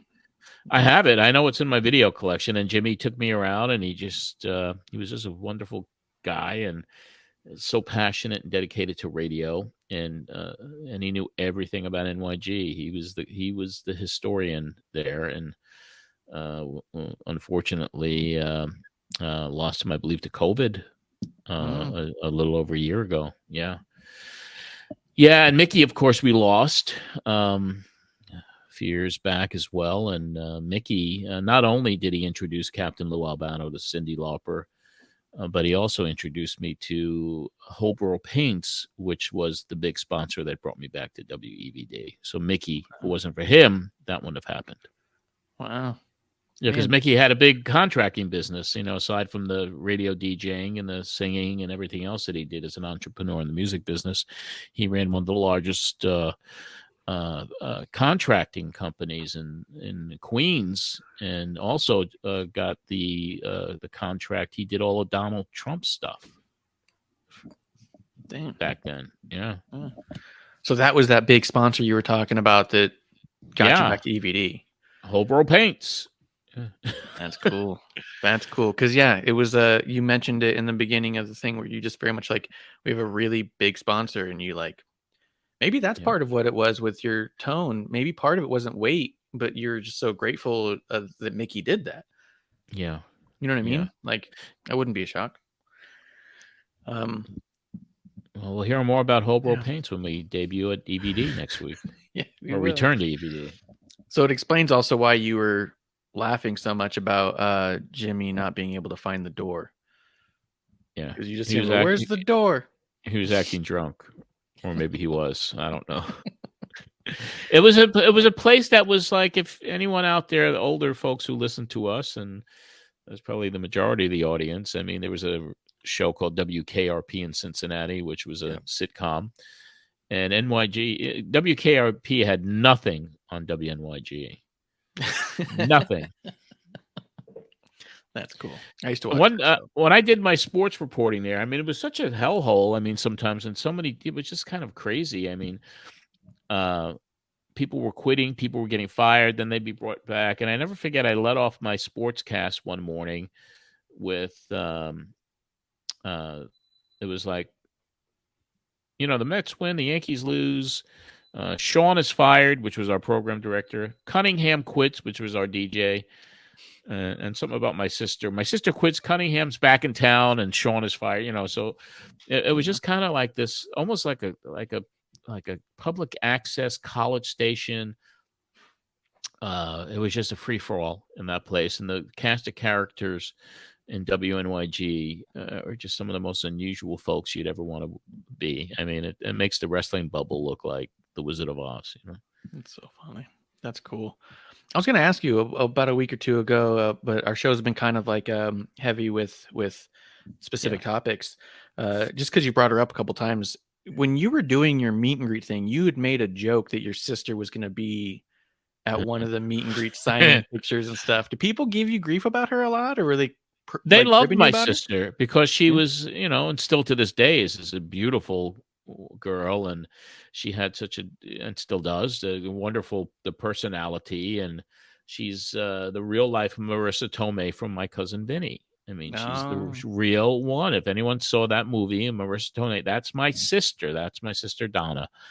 And to this day, and she's back in radio now. She's working in radio for a big radio group up on Long Island, and after many, many years being in radio, and then she leaves and has my nephew and works at a myriad of different types of jobs. She's finally back into radio, and she's really enjoying what she's doing there right now in Long Island.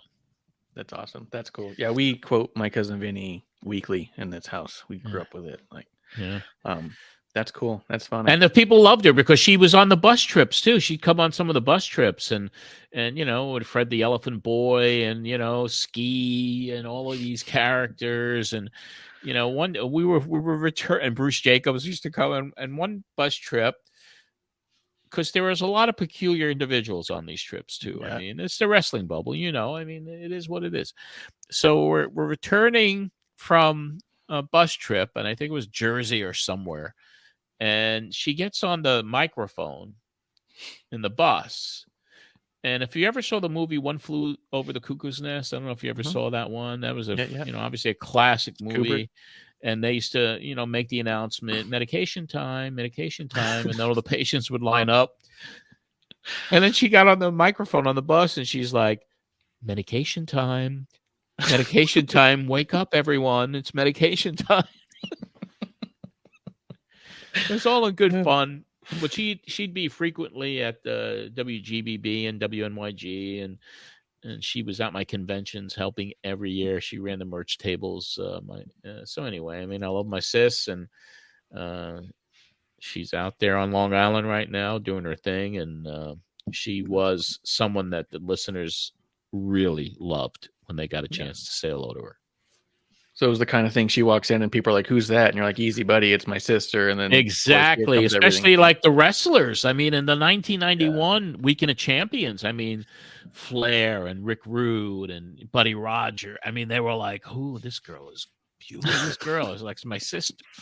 And they always say, "Well, what happened to you?" You know.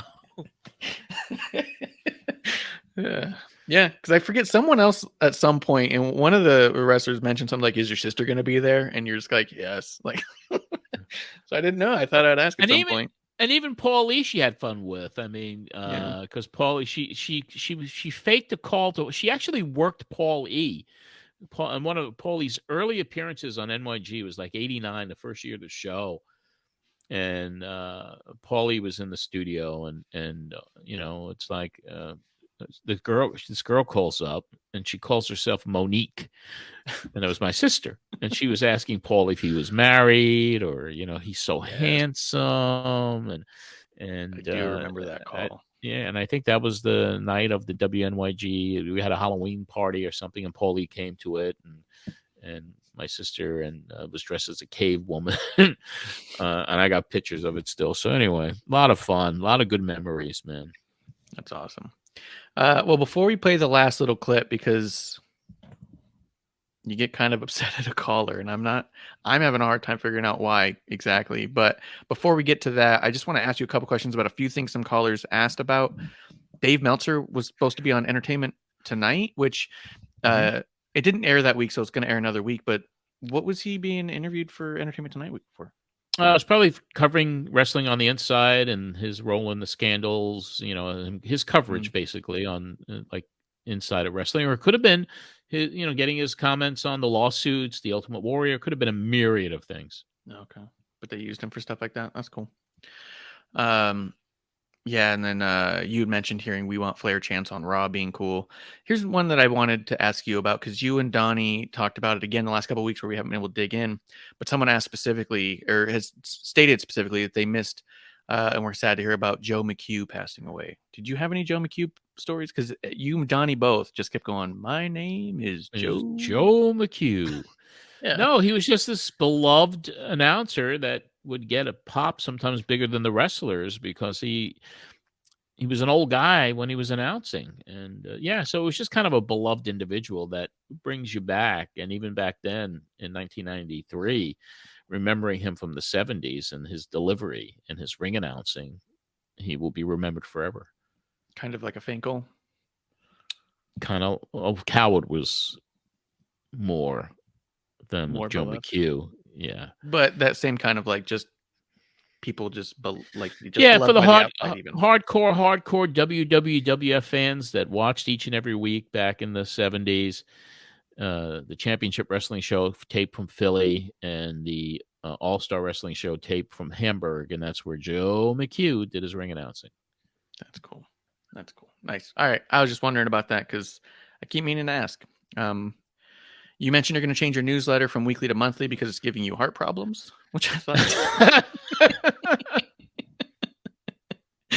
I was like, okay, that'll solve it. That's the one. I hated the newsletter. I didn't want to do the newsletter. I didn't.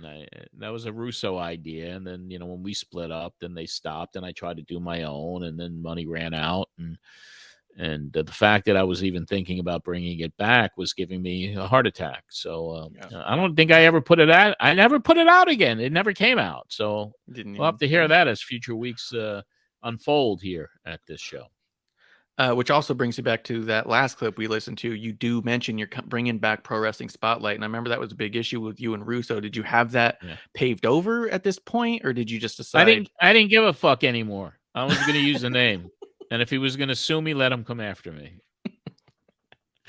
Because he worked me. He never trademarked that name. I mean, he was just trying to one up me when we were having the problem. So he never incorporated it. He never did anything like that. It was just kind of it was not true. So I just said, you know what? I'm using it. I started it. And if he's going to come after me, you can't get fucking blood from a stone, my friend. Yeah. Sue me for all my pennies. Go ahead. Right. Yeah. Yeah, that made sense too. Because you had said in there, you're like, it's the name I had forever. I'm going back to it. And I was like, exactly. Let's see. And then there will be plenty of phone lines when we go back to EVD. 7 or 8 of them. You're so excited about that. I am. Instead of 1. Yeah. Yep. And then, you had a couple newsletter guys call in. Brendan from Rockville Center, who ran Bombs Away Wrestling newsletter, who said he mailed you a few. And James from Lindenhurst did Inside Informer. Yeah, James. Could have been Jim from Lindenhurst. Yeah, I not really. Okay. I was wondering if you remembered the newsletters. Or was that consistent with you? Well, didn't Bombs Away become like a bigger seller than the Observer at the time? Oh, I don't know. I didn't find out about newsletters. I'm being facetious. No. Yeah, but I just wonder. Everyone had a newsletter then. Everyone was coming out with a newsletter. All the fans were putting out their own newsletters. I'd get calls all the time, and I let them plug it. How often would you get them to send, or would they send them to you? And when you did, would you even read them? To be honest with you, I didn't even. If they did, they did. I don't, remember anything that stood out other than Andrew Goldberger's at the time, which was kind of cool because I remember him getting sued by Herb Abrams, and he was 14 years old. What a guy, Herb. Yeah, he wrote about Herb bouncing checks. Yeah, so he sues a child. Perfect. Yeah, he sued the child. He sued a child. Yeah, so good. That's the most perfect part of Herb is. I'll never be shocked by stuff like that. Let's see. Oh, and Magnum TA left WCW, and you expected him to go back wherever Crockett pops up. So yeah, they were close. This is the last caller. He calls in with a comment about Sherry and Shawn Michaels, and he brings up a name that gets you to hang up on him immediately and call him an idiot. And I like frustrated John. So.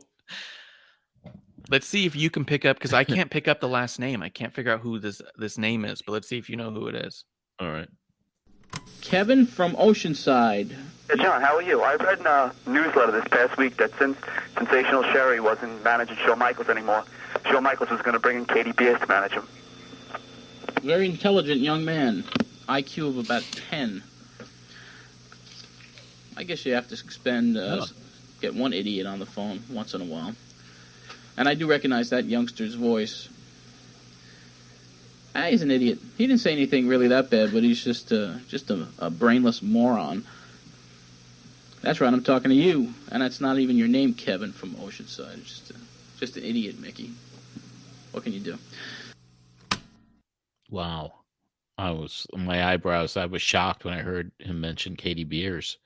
Katie Beers, right? Yeah. Katie Beers was a kid on Long Island that was kidnapped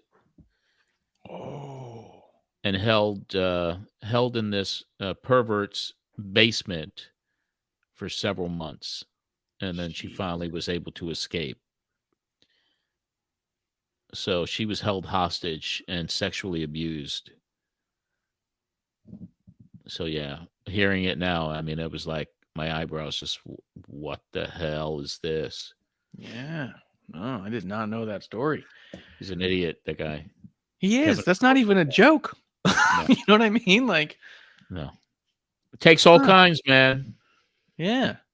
And then did he hang up before you did? I thought I heard it click before I heard a... I don't know. I might have hung up on, who knows. But that was so inappropriate, man. That was insane. Yeah, I was trying to figure out who it was, and I was like, well, that upset John immediately. But also... because I was in the news at that time. Yeah. That was going on at that time. How did he think you're even supposed to respond to that? That's weird. Well, he did it to push a button. He did it to get a reaction from me, of course. And I got one today. Yeah, it just still works. Yeah, that's crazy. All right.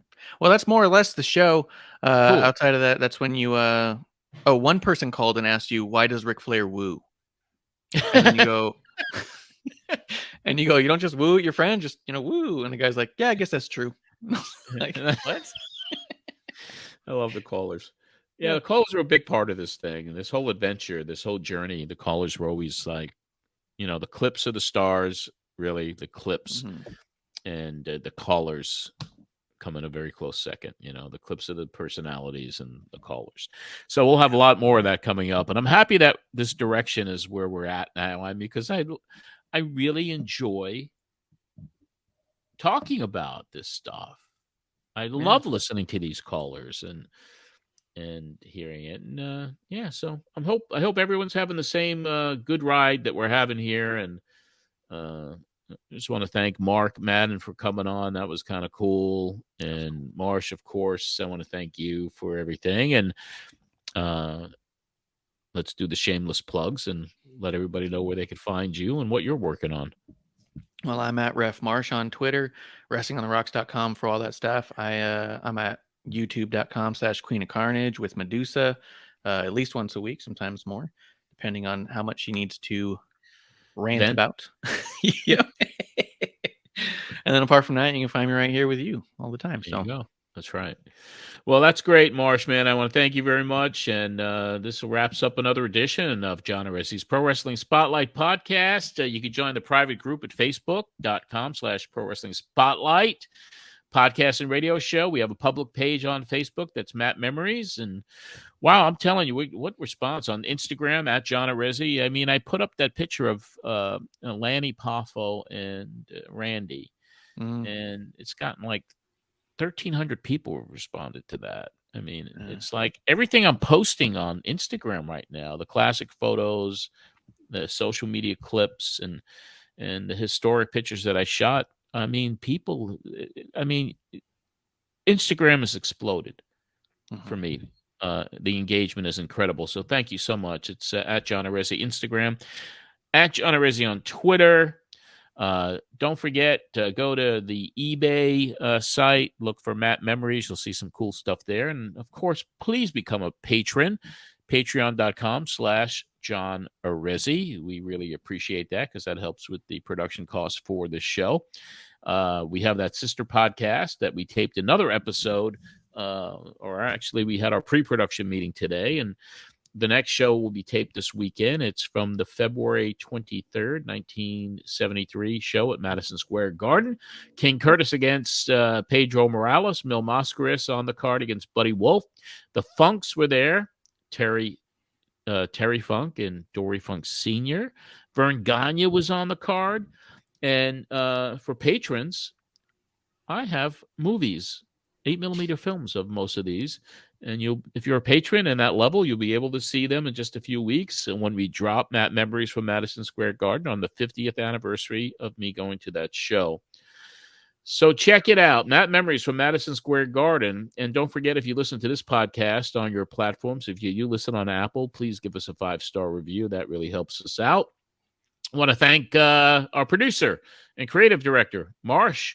I want to thank our Patreon executive producers, Anthony Pires, who got his call from Eric Bischoff, by the way. And Anthony made it known that Bischoff did call him, and he was on our Zoom, which was kind of cool. And so, yes, Anthony, that was kind of fun. And Eric did give you a call. So thank you to that executive producer, Mr. Pires, and also Joe Holloway, who was on our Zoom as well, and for all the patrons for your support with the production costs for this show. Thank you so much. Until next week, when we relive more history, and it's going to be a somber one, covering the 30th anniversary of the death of Kerry Von Erich, and we heard back that Kevin will be joining us, so we certainly hope that takes place, and we'll know next week. Until then, this is John Arezzi for the Pro Wrestling Spotlight.